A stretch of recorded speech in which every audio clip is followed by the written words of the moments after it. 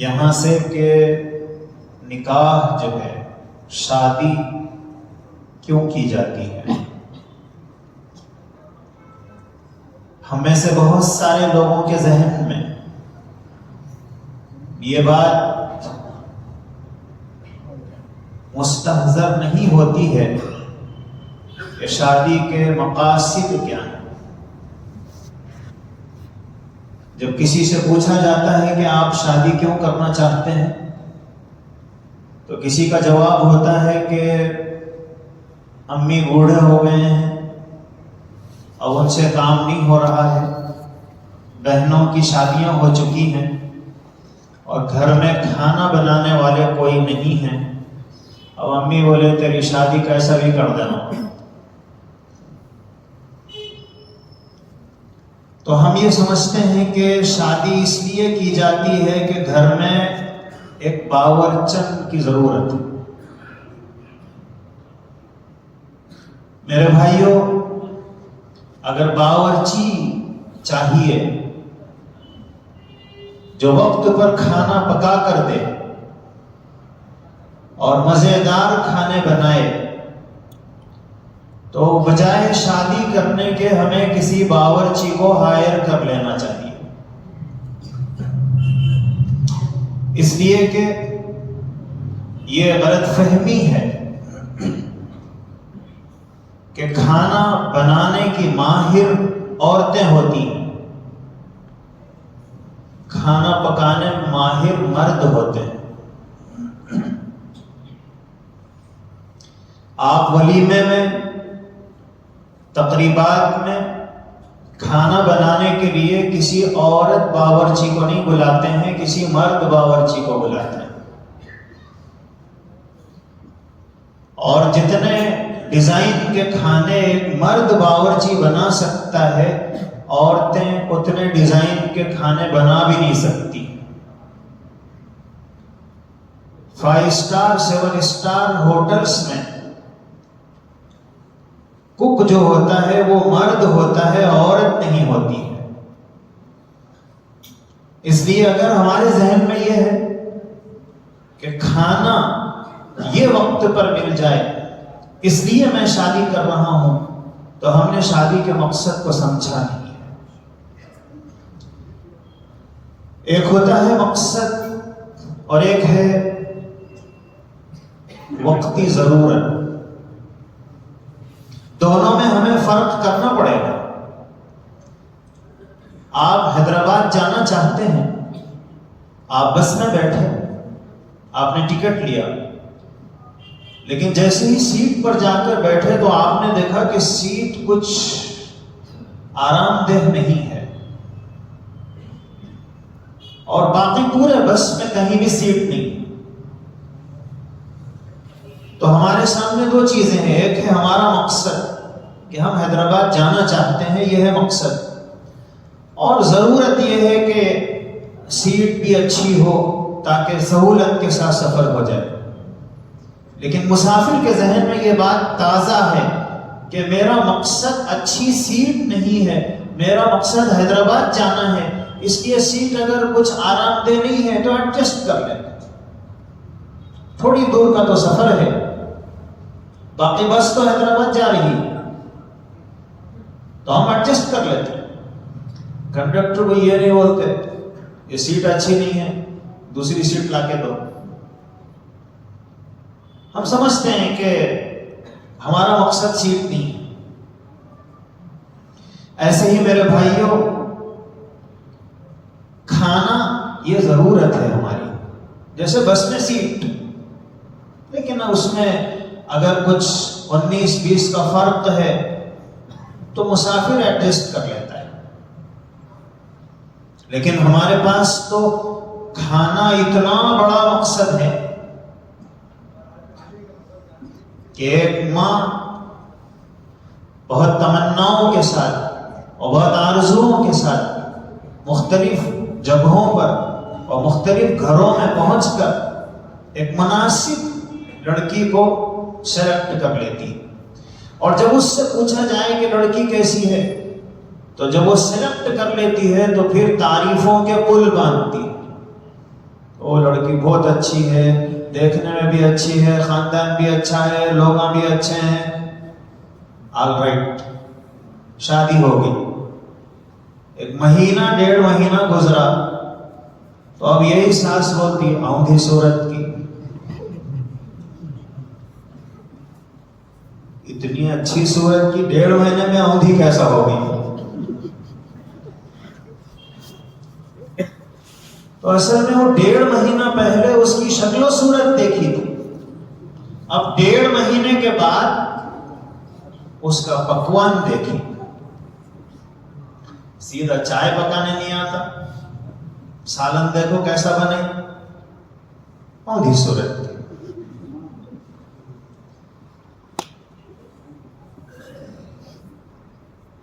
میرے بھائیوں، اگر ہمارے ذہن میں یہ ہے کہ نکاح اس لیے کیا جاتا ہے کہ کپڑے دھلے دھلائے ہمیں وقت پر مل جائیں، تو بیوی سے اچھا تو دھوبی دھوتا ہے، اور جتنی بہترین استری دھوبی کر سکتا ہے بیوی نہیں کر سکتی۔ تو اگر نکاح کا مقصد یہ ہے تو بجائے شادی کرنے کے کسی دھوبی سے اپنے کپڑے دھلوا دینا چاہیے۔ تو نکاح کا مقصد یہ نہیں ہے، یہ ہماری ضرورت ہے کہ ساتھ میں ہیں تو ایک دوسرے کے کام کر رہے ہیں۔ ہمارے بعض دوست پہلی رات میں اپنی بیوی کو جو سبق سناتے ہیں وہ یہ رہتا، ہماری اماں بہت خطرناک، میرے کو وقت پہ کھانا دیے نہیں دیے چل جاتا، ان کو دیر نہیں ہونا، اور ہمارے باپ بہت ڈینجر، اور ہمارے بڑے بھائی انہوں ایسے۔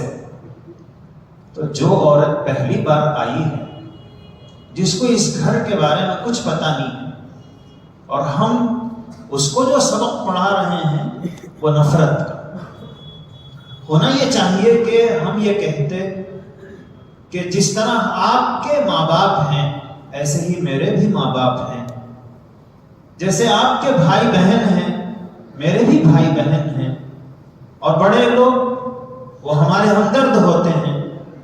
اگر میری والدہ، میرے والد صاحب کبھی آپ کو کسی بات پر ڈانٹیں تو آپ اس کو برا نہ مانیں، یہ ہمدردی میں ڈانٹ رہے ہیں، یہ ہماری محبت میں ہمیں تنبیہ کر رہے ہیں، ہمارے فائدے کے لیے بولتے ہیں، چاہے لہجہ سخت ہو۔ جس طرح آپ اپنے ماں باپ کی بات کو برداشت کرتی ہیں، آپ میرے ماں باپ کی بھی بات کو اپنے ماں باپ کی طرح سمجھ کر برداشت کریں، اور میں آپ کے ماں باپ کا ادب اور احترام کروں گا، اور ہم دونوں مل کر اب اس خاندان کو ہم آباد کرنے کی اور پرسکون خاندان بنانے کی کوشش کریں۔ ہم اپنے بڑوں کی خدمت کریں گے، ہم اپنے بڑوں کا احترام کریں گے، اور گھر کو آباد کرنے کی فکر کریں گے۔ تو سمجھانا یہ چاہیے، لیکن ہم الٹا سبق سناتے ہیں۔ اور ہماری جو مائیں ہیں، جو لوگ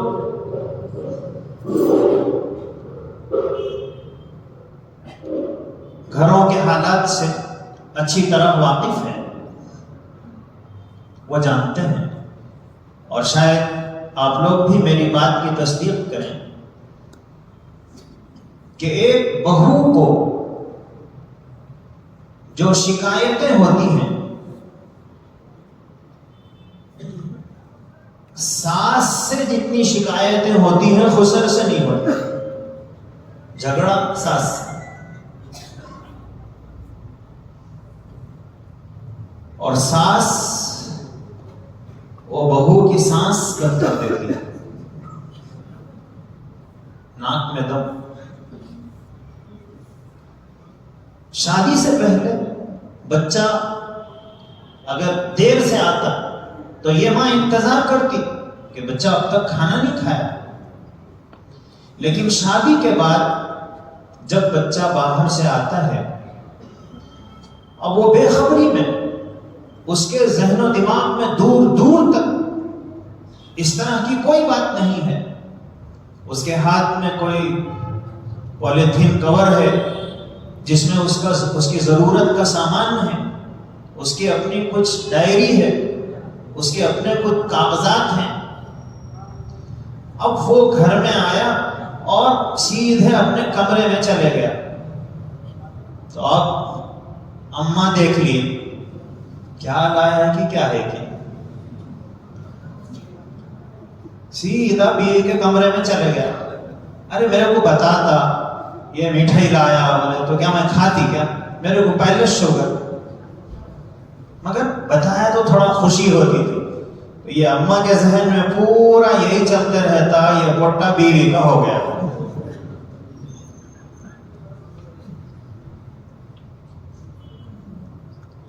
اچھا یہ اماں کو یہ نہیں معلوم کہ آپ کے شوہر بھی آپ کے ہو گئے، اس لیے کہ پوری شادی تو آپ کے ایڈوائس سے ہی ہوتی. شادیوں میں ہم لوگ جو بات چیت کرتے ہیں، ہم لوگ تھوڑی بات چیت کرتے ہیں، ہم صرف پوسٹ مین کا کردار ادا کرتے ہیں. بات چیت تو گھر میں بیٹھی ہوئی عورتیں کرتی. ابھی نہ آتے ادھر سے آ کے بولتے یہ دینا وہ دینا، او بچے والے بولتے نہیں اتنے نہیں اتنے دینا. تو بچی کا باپ فیصلہ نہیں کر سکتا، تو ٹھیک ہے میں بھی مشورہ کر کے بولتا ہوں. پھر اندر جاتے جا کے پوچھتے ایسا میں بولا مگر نہیں مان رہے اتنے دینا بول رہے. تو پھر انہوں بولتے نہیں ٹھیک ہے پھر اتنے بولو. اور اس طرح پھر وہ آتے ہیں اور پھر بتاتے نہیں اتنا ہوتا. اور پھر اب وہ پھر اصرار کیے کہ بھائی اتنا نہیں اور اتنا چاہیے. تو پھر دوبارہ جاتے ہیں اور جب اندر سے ٹھیک ہے رشتہ اچھا ہے ٹھیک ہے بولو، اب خوش آتے ہیں کہ بادشاہ سلامت کی طرف سے اجازت مل چکی ہے. تو اصل کردار تو ہماری عورتوں کا ہے. تو اس واسطے ہمارے پاس تو ایک عجیب واقعہ ہوا کہ ایک لڑکا جو خلیجی ملک میں رہتا ہے، وہ ہمیشہ جب بھی کوئی چیز بھیجتا تھا تو اپنے والد یا والدہ کا نام لفافے پہ اور کور پہ لکھ کے بھیجتا تھا. ایک مرتبہ بیوی نے کہا کہ برقع چاہیے، تو اس نے برقع بھیجایا، لیکن اس کے ذہن میں نہیں تھا. اس نے سوچا کہ برقع تو بیوی کا ہے، تو وہ کور پہ بیوی کا نام لکھ دیا. اب وہ آیا، اب اماں دیکھے وہ ہاتھ سے نکل گیا. اب تک بابا کا نے تو میرا نام لکھ کے بھیجاتا تھا، اب بیوی کا نام لکھنا شروع کر دیا. وہ سلیمان خطیب نے کہا تھا نا کہ پیلا دیکھیا پھسل گیا پٹا، اجلا دیکھیا اچھل گیا پٹا، میرے ہاتھوں سے کیا کروں اماں صاف پورا نکل گیا پٹا. تو اب ماں یہ سمجھی کہ بس نکل گیا ہاتھ سے، اب اس کو ہاتھ میں لینا ہے تو کیا کرنا. اب وہ بچی 15 دن اپنے سسرال میں اور 15 دن اپنے میکے میں رہتی تھی، اس لیے کہ شوہر تو یہاں نہیں رہتا تھا. تو بچی بیمار ہوئی تو سسرال والوں نے کسی RMP ڈاکٹر کو بتایا. 15 دن ہوئے اس کی طبیعت ٹھیک نہیں ہوئی. ماں باپ آئے اور لے کر گئے، تو ماں باپ نے کسی اور ڈاکٹر کو بتایا. تو اب جیسے ہی بچے کا فون آیا تو ماں کو جواب یہ دینا چاہیے تھا کہ طبیعت ٹھیک نہیں ہے، یہاں بھی ڈاکٹر کو بتائے تھے لیکن طبیعت ٹھیک نہیں ہوئی، ماں باپ لے گئے، وہ لوگ بھی ایک ڈاکٹر کو بتائے ہیں. تو بات صحیح تھی.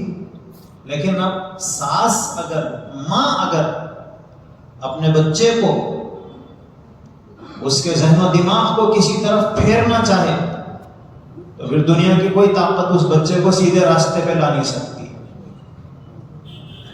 اب جیسے ہی بچے کا فون آیا تو اب اماں بول رہے تیری بیوی کو ہم بتائے سو ڈاکٹر پسند نہیں، وہ ڈاکٹر بھی پسند رہتا، اب اس کے ذہن میں یہ ڈاکٹر پسند نہیں وہ ڈاکٹر پسند کرے تو کچھ تعلقات ہے کیا وہ ڈاکٹر سے؟ تو اس طرح ہر مرتبہ وہ ماں اس طرح کی باتیں کرتی کہ ایک دن اس بچے کے دماغ میں یہ بات آئی کہ میری بیوی، اس کے تعلقات کتنے لوگوں سے ہیں.